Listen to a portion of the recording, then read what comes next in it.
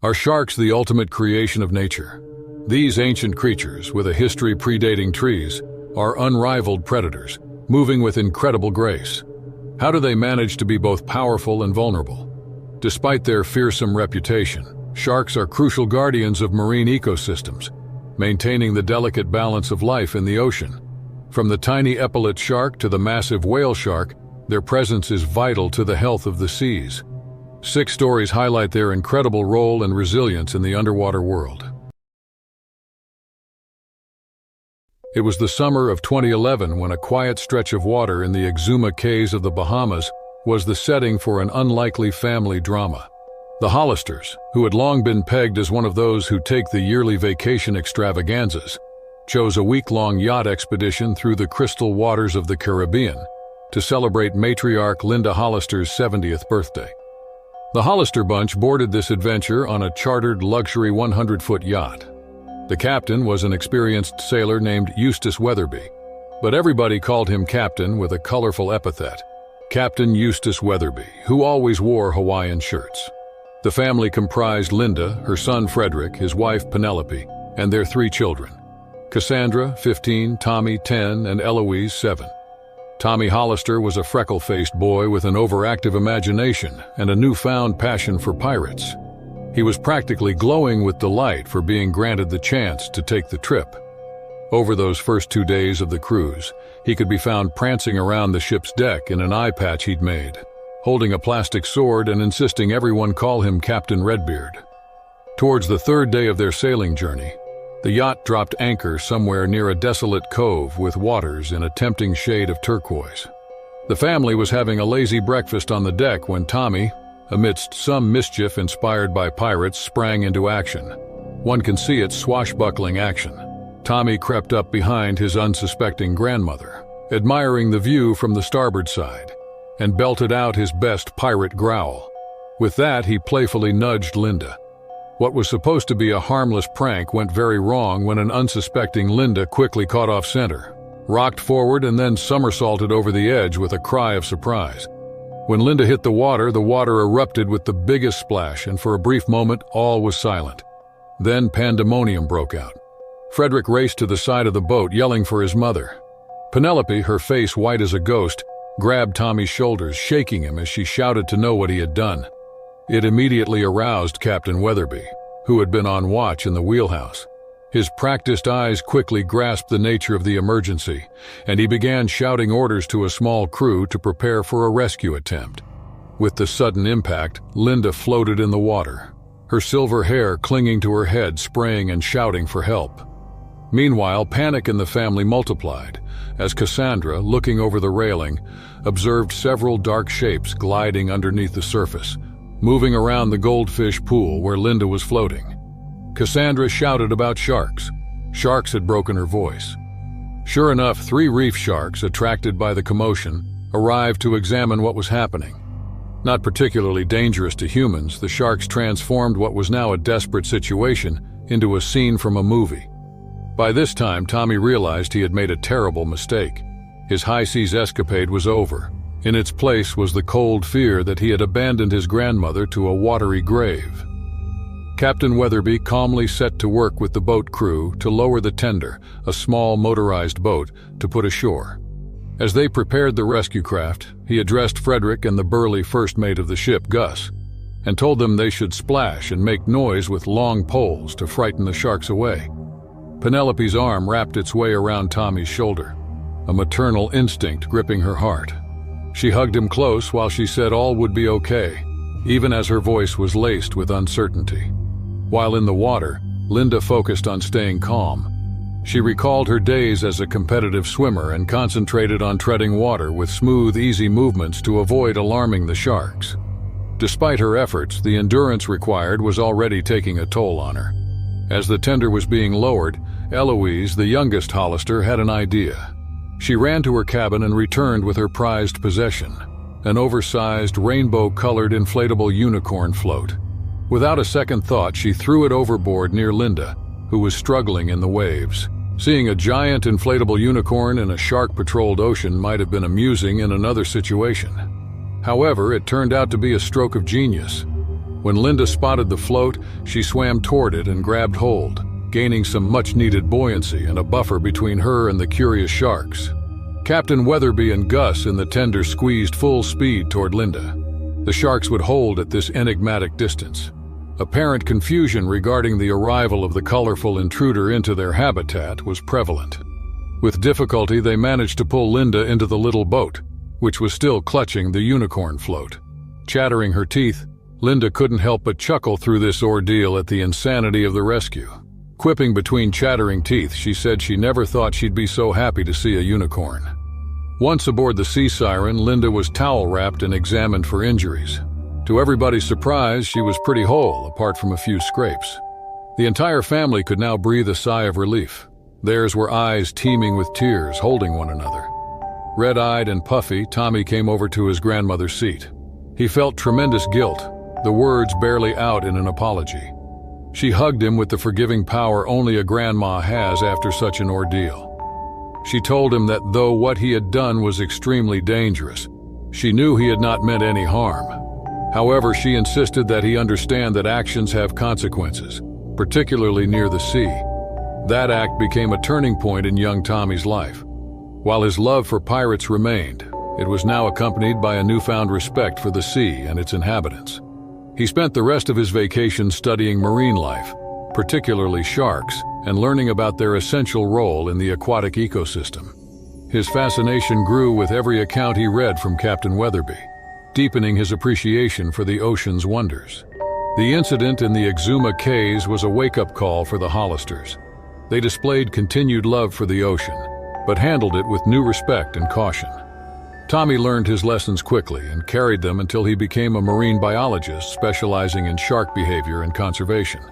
And so, what could have been a tragedy turned into a story of family resilience, all thanks to an unassuming inflatable unicorn.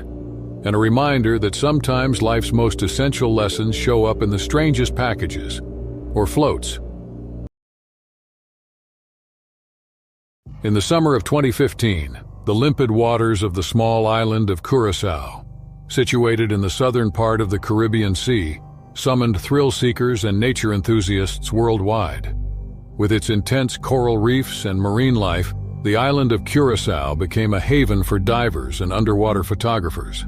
They didn't know that nature's whims could turn a peaceful dive into a heart-pounding encounter just a few feet down the surface.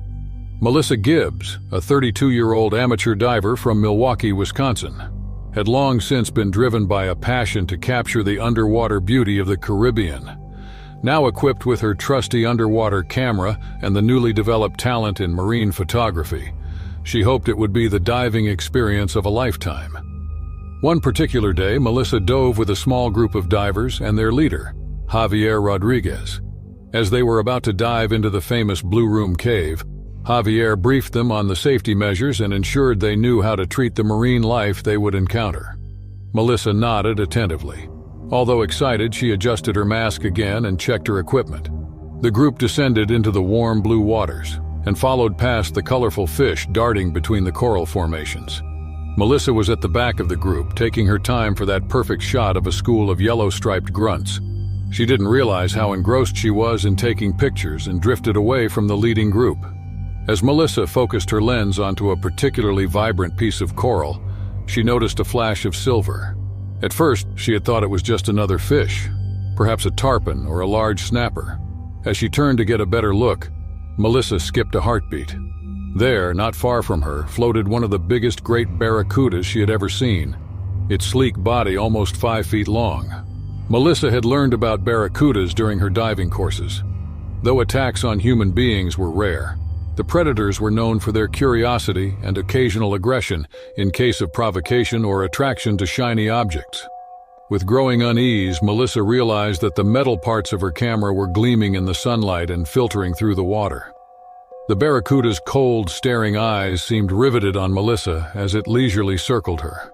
Her mind raced to reach back into her training, forcing herself to breathe easily and move extremely slowly. Any sudden movements could trigger a barracuda's predatory instincts. She spun around, feeling that spurting panic. No one was in view. She was alone with this menacing creature. Her mind had started racing with what to do. It was as if the barracuda had sensed her indecision. One surged forward, jaws open, revealing rows of razor-sharp teeth. Melissa jerked up her camera, more of a shield than to take a picture. The snout bumped into the camera, and Melissa flinched, hitting the shutter button. A flash lit up the silver scales for an instant. The light surprised the predator, which moved backward a few feet. Melissa took this chance to back out from there slowly, keeping her eyes locked on the barracuda while trying to find her diving group. She could feel the pounding of her heart in her chest. The sound of her breathing was loud in her ears. However, the barracuda still needed to be finished with what it had wanted with her. It started circling again, faster and closer to her each time. Melissa knew she had to fasten up. She remembered Javier's instructions about aggressive sea life. Keep your eyes locked on the creature, remain upright in the water, and slowly swim upward. Melissa made a slow, cautious ascent, her eyes never leaving the circling barracuda. She moved her fins in languid, deliberate motions to not stir the water unnecessarily. The barracuda followed, matching her pace up through the water column. When Melissa thought she couldn't stand this tension anymore, she heard a faint noise. Turning slightly, she saw Javier and the rest of the group swimming toward her. Her heart swelled with relief, knowing she was okay for now, but she also knew she shouldn't drop her guard yet. Javier reacted quickly, gesturing to form a close circle around Melissa. With their combined strength, the group began ascending, forming a human wall between Melissa and the tenacious barracuda. The predator, now having multiple divers to compete with, looked to lose interest. With a flick of its tail, it disappeared into the blue depths. Coming up to the surface, Melissa's legs felt like jelly. She was grateful for the support of the other divers, which enabled her to get back aboard the boat. Finally, safe on board, the adrenaline that had overcome her while the action was taking place started to wear off, and she began shaking. The near miss on Melissa made Javier decide to shut down the dive and head into shore. Sailing back into the harbor, Melissa retold her tale of underwater woe. Her voice was still shaking a little as she told it. The other divers listened in stunned silence, offering her supportive words and congratulations on her level-headedness under pressure. As Melissa was to fly back home to Milwaukee for the next few days, she decided not to let this experience get her away from underwater photography. She wanted to use her expertise to teach others about marine safety and conservation. She even laughed and said that she would call the barracuda Flash to remember the camera flash that had saved her life. As Melissa boarded her flight home, she couldn't help but smile at the irony. She had come to Curacao in search of the perfect shot. Though that hadn't been captured precisely as she had envisioned it, she was leaving with much more. A story of survival, resilience, and a much deeper connection to the ocean she loved. One sweaty day in 2013, Jack Mayfield and his two friends, Reginald Butters and Edgar Simmons, launched from the coast for a ritualistic annual fishing trip in the Gulf of Mexico. The trio of retirees had been friends inseparably since boyhood, brought together by the sea and its secrets and their curiosity. That year, the trio was bent on catching a grand prize that would gape the mouths of their next-generation successors.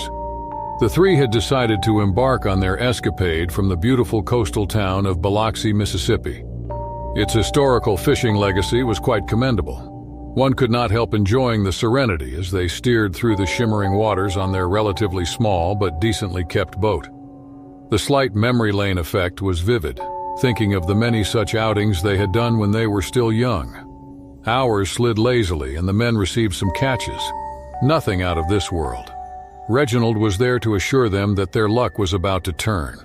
Little did they realize that what was lying ahead would push their friendship and personal endurance to the limit. Edgar's fishing line suddenly tightened, and his exclamation indicated a feeling that he was in for a big catch. Jack and Reginald rushed to his side, their hearts thudding at the prospect of a chase. As Edgar began to draw in his catch, the boat lurched so violently that it nearly pitched the men into the water. Whatever was on the other end of that line was pulling with a pressure they had never seen. Jack held onto the railing for all he was worth, and Reginald braced himself on the cabin's wall. Edgar grunted with surprise and told them this was no ordinary fish they had hooked. Then they saw a vast, graceful manta ray breaching the surface, its enormous wingspan-like fins casting a shadow over their vessel. They had caught one of the gentle giants of the ocean by mistake. The manta ray began to thrash and twist, rocking the boat back and forth with its powerful movements.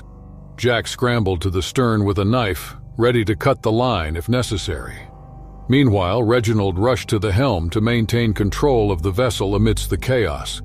Edgar, however, hung tight to the fishing rod. He would not let this be another challenge he lost. Gritting his teeth and digging his heels into the deck, he pulled back with all his might. It was a tug of war, a manta ray versus friends. Their boat zigzagged on the water as they struggled to control its actions. He suddenly slackened the line and the manta ray disappeared into the depths. The two men gasped for breath and dripped sweat. They looked at each other rather confusedly, their hearts still in their mouths. Jack couldn't resist laughing and commenting that they had some fish stories to tell their grandkids. Reginald shook his head wryly before he commented the creature was more significant than his first car. Edgar grinned with pride, claiming no fish would get the better of them as kings of the waters. The three friends burst into laughter. The bond of camaraderie had just become thicker. Paddling back to the shore, the strength and elegance of the manta ray reminded them of the beauty of the ocean beneath. Thus, the ordeal was a story to be told for generations to come. It was a show of indestructible bonding between friends and a relationship of respect with sea creatures. Jake couldn't believe his luck. The waves off Jeffreys Bay, South Africa's coast, were pumping today. The 28-year-old surf instructor had scored the conditions of a lifetime. Glassy 6-foot barrels peeling perfectly along the point break known as super tubes. It was midsummer in the southern hemisphere in 2010. Jake had surfed Jeffreys Bay many times before but rarely saw it, epically uncrowded and firing on all cylinders like this. Most of the usual crews of locals were gone, chasing the rumors further down the coast to another equally famous reef near Cape St. Francis that often handled the biggest, most prime south swells. But Jake didn't mind having super tubes virtually to himself on that day. Just a short time after, in his black 4/3 wetsuit with sunscreen slathered on, Jake waxed up his favorite 6'3" thruster and walked down to the water's edge. He stopped momentarily, checking the lineup carefully for marine life before heading out through the churning whitewash. It was just a bit after 11 a.m., and the offshore southwesterly winds were still light and glassy, giving way to ideal surf at that size. 15 minutes later, Jake was sitting pretty in the lineup, casually treading water for the first few minutes approximately 200 meters offshore, waiting patiently for his next set wave. The ocean looked just incredible today. The sapphire surface was otherwise unblemished, save for the distant ripples Jake made and the little gulls cruising by. On his third wave, with the emerald green wall dropping to his left, Jake rode it in style, disappearing into the barrel for 2 seconds before kicking out. After being spit out from the giant tube, he couldn't wipe the smile off his face, so he paddled back to the peak for another go. Only after about 20 or so waves over the next hour did Jake get a slight ache in his arms and back from all the paddling against the current. He figured he had enough surf for one day anyway. Besides, the tide was coming in, and what had once been glassy was getting choppier and blown out. Jake kicked out of one last wave and started his long, stiff paddle back into shore, a few hundred meters out. A prominent shadowy figure gracefully patrolled the depths about 15 feet from him. Jake stopped and steadied to get a perfect look. That's when his heart jumped into his mouth because a giant bull shark with the telltale oblong snout and stocky body broke the surface, sending a wake of frothy brown browsers churning. Bull sharks were sufficiently common in these waters off South Africa during the late spring and summer months when the waters warmed up. But attacks were still sufficiently rare for most surfers. These combative members of the Requiem shark family were notoriously ill-tempered compared to their oceanic white-tip or black-tip reef cousins. The bull shark had scented him out and was turning back on him for a closer inspection. An eye now balefully flashed, mistaking Jake's black wetsuit and tiny paddling motion for the shadow of a seal.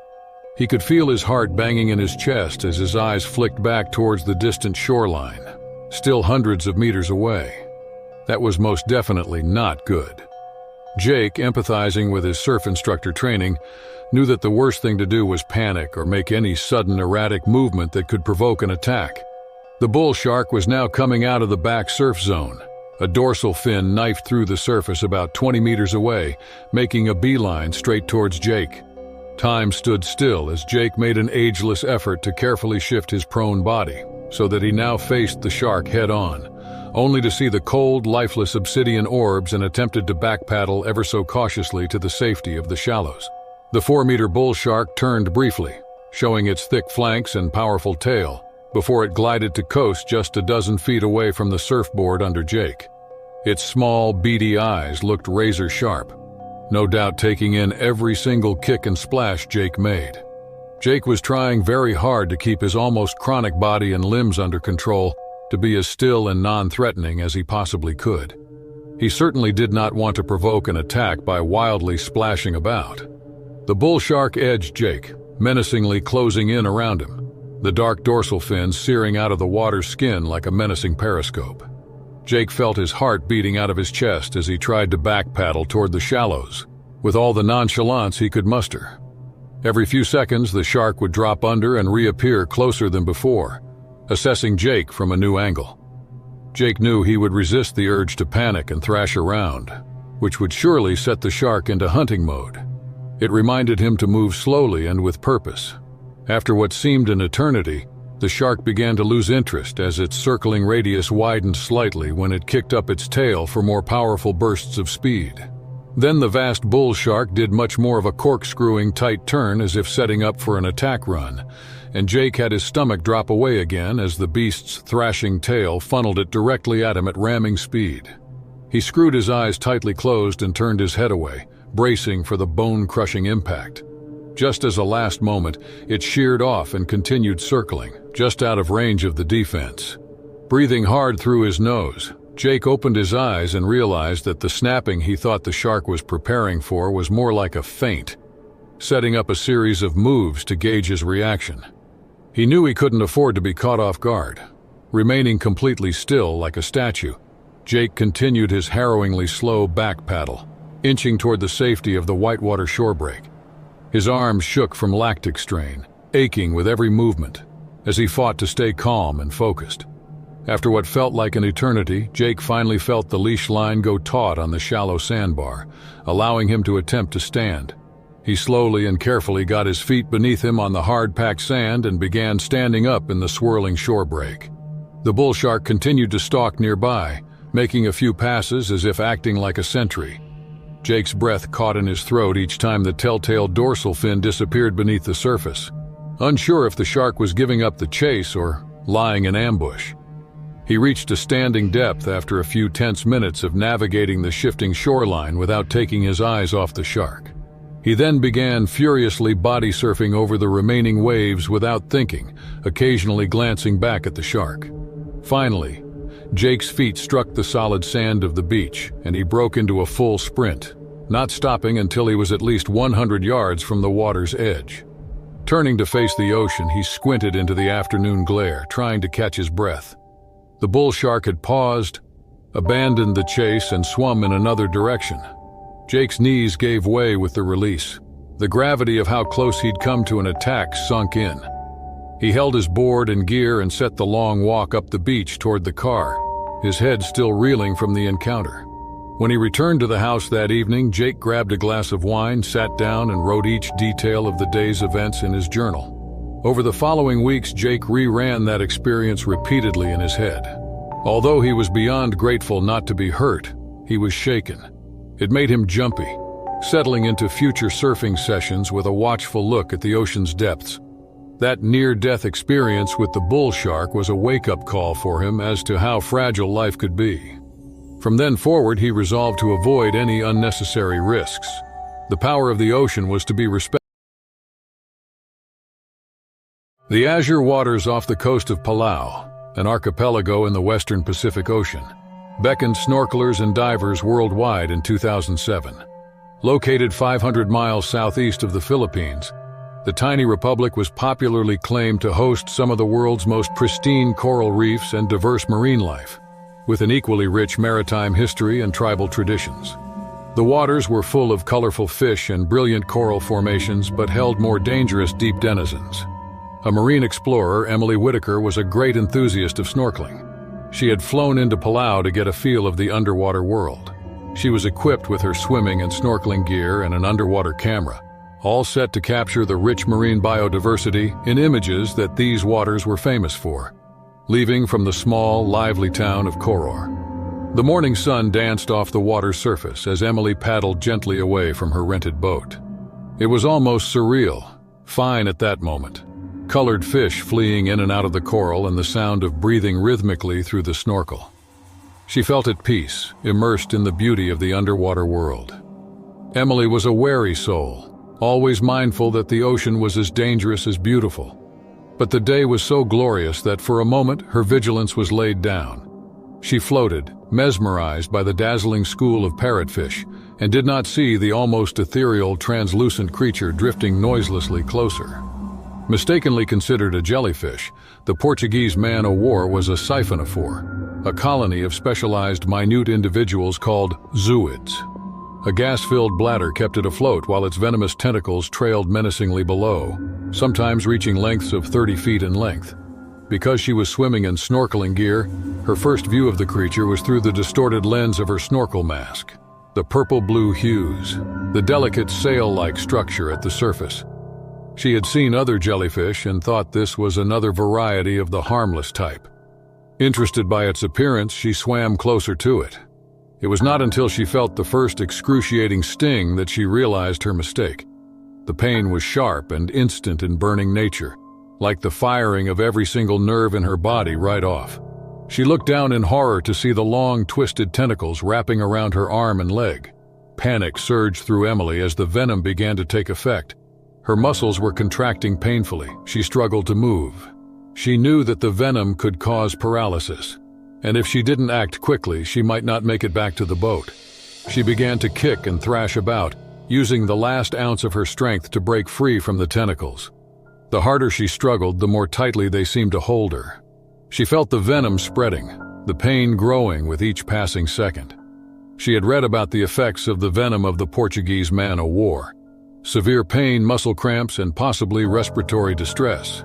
She weighed her options as her mind raced with thoughts. She knew she couldn't afford to pass out in the water. Emily grasped her snorkel knife, a small yet sharp blade she always carried just in case. With shaking hands, she began cutting at the tentacles wrapping around her. The knife slid through the slimy, almost translucent tendril, but every cut released more venom onto her skin. She screamed into her snorkel, the sound muffled into the water as she worked frenetically to end her tether. Finally, with one last, desperate slash, she cut through the final tentacles holding her. But the damage was done. Her body was racked with pain, and she could feel herself weakening. She turned toward her boat, now merely a speck on the horizon. Swimming was an agonizing effort in each stroke. Her vision blurred. She had heavy, lifeless limbs. She knew she had to keep moving and fighting, but the venom was relentless. Emily's struggle was overseen by David Ramirez, captain of the boat. From the deck, he had surveyed his passengers, and the frantic movements that were Emily stuck out in his sight. He grabbed his binoculars and witnessed a recognizable event. Frantic splashing and painful attempts to swim from running into a Portuguese man-o-war. David didn't hesitate for a moment. He fired up the boat and powered toward Emily, careful not to make too much of a wake and further frighten her.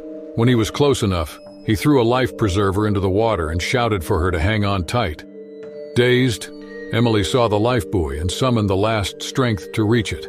David pulled her toward the boat, his heart pounded with urgency. Safely aboard, he looked at her angry welts and skin pallor.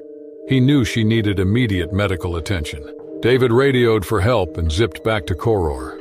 They rushed Emily to the nearest medical facility, where the doctors treated her for the stings and relief from pain. The poison was fast-acting, but swift care stabilized her.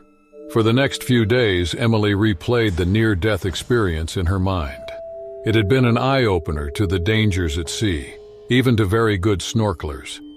She felt grateful to be alive and recognized that David's presence of mind saved her life.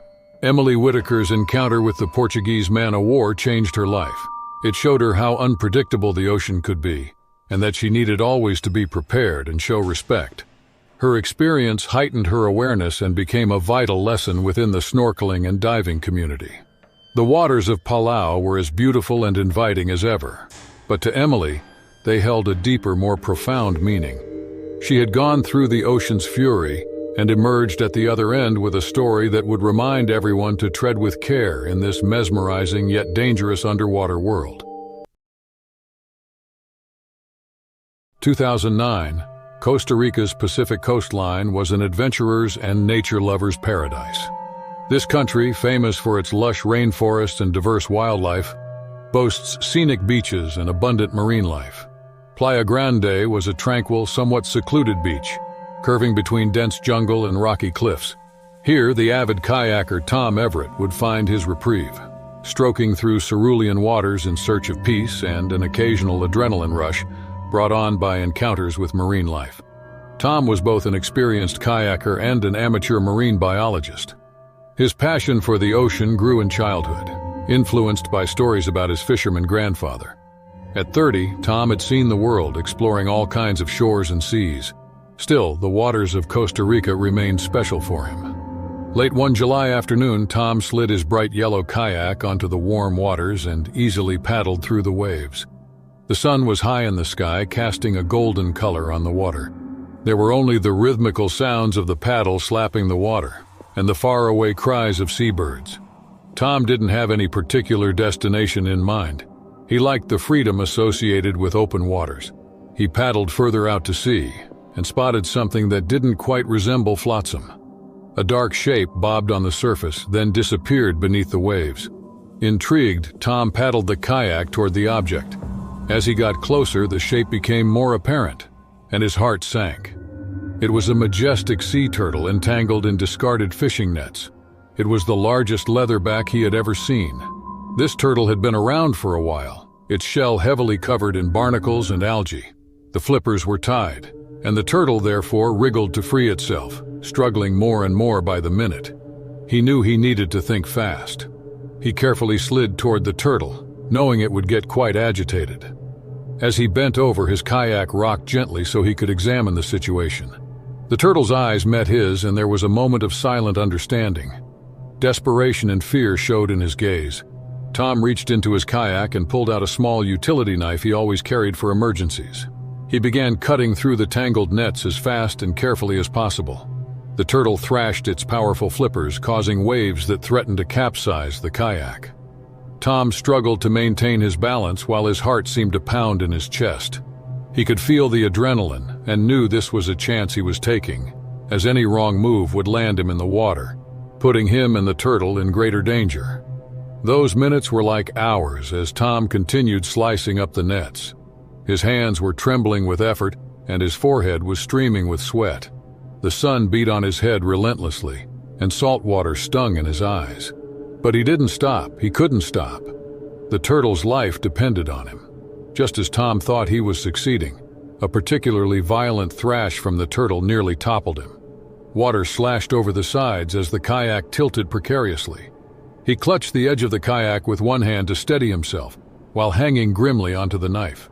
His muscles screamed at him in agony, but he shrugged off the burning and pressed on with some hitherto unknown inborn will to survive. The final net seemed to drop away after what appeared to be an eternity. A second, the freed turtle floated unmoving, unable to believe in its new freedom. Tom watched, amazed, as the creature slowly moved, testing its unbound flippers. Then with one mighty stroke it swam into the ocean's depths. Tom sat back in his kayak and started breathing heavily. Relief and pride overflowed in his veins. He had done it and saved the turtle. A sense of inexpressible joy accompanied him while he paddled back to the shore. The experience had been tiring, scary, and highly mind-racking, but it was one of the most rewarding moments in his life. Back on the beach, Tom told his tale to a few locals who had gathered around him. They listened intently, their faces a picture of disbelief mixed with admiration. Wildlife rescue stories weren't anything new in Costa Rica, but for one kayaker, to do so was out of the norm. For days afterward, Tom couldn't get the image of that turtle off his mind. He wondered if it had found its way to safety, and if it had reunited with its pod. The encounter impacted him and made him respect the ocean and its inhabitants more than ever. The word about Tom's story spread, and soon after a local conservation group contacted him. Having listened to his story, impressed by his courage and determination, they invited Tom to join the efforts to protect Costa Rica's marine life. Tom needed little convincing. He felt that this adventure had opened a new page of life for him. For the next couple of years, he worked indefatigably with the group involved in conserving the ocean and its creatures. Beach cleanups, rescue missions, and research projects. This experience also motivated Tom to write a book to share his story with the world and raise people's awareness about threats to marine life. The book, Kayakers' Struggle with a Giant Sea Turtle, became an astonishing bestseller, touching the hearts of many people worldwide. He nurtured an excellent appreciation for the ocean and its creatures through his work and writing. He proved that one person can make a difference, that even small acts of kindness and bravery can make a big difference. Years later, that fateful day came to mind as he paddled along the Costa Rican coastline. He had not forgotten the turtle's eyes, frightened but hopeful, reminiscent of nature's beauty and the delicate balance of responsibility one has when being a part of it. From lonely kayaker to impassioned conservationist, Tom Everett's journey was a testament to the power of perseverance and compassion. He struggled with the giant sea turtle, which became defining and changed his life and that of many others. He knew he made a difference every time he set out on the water, one paddle stroke at a time.